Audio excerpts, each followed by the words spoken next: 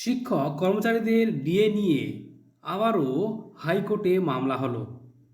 হাইকোর্টে ডিএ নিয়ে এই মামলা কোন বেতন কমিশনের অন্তর্গত, কি বলা হয়েছে এই মামলায়, চলুন বন্ধুরা দেখে নেওয়া যাক। দেখুন বন্ধুরা, ডিএ কলকাতা হাইকোর্টে নতুন মামলা। কি বলা হচ্ছে, পঞ্চম বেতন কমিশন অনুযায়ী বাংলার বকেয়া দিয়ে দেওয়ার যে সুপ্রিম কোর্ট নির্দেশ দিয়েছিল, এখনও পর্যন্ত কিন্তু সেটা কার্যকর হয়নি। এরপরই ষষ্ঠ বেতন কমিশন নিয়ে মামলা দায়ের হলো। কলকাতা হাইকোর্টে বিচারপতি মধুয়েশ প্রসাদের ডিভিশন বেঞ্চে মামলা দায়ের করেছে ইউনিটি ফোরাম নামে একটি সংস্থা।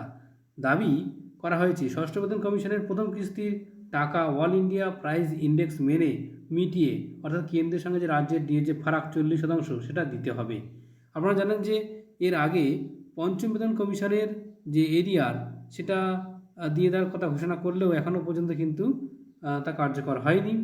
এবং এরপরে যেটা ষষ্ঠ বেতন কমিশন, সেখানেও প্রায় 40% ডিএ বাকি রয়েছে।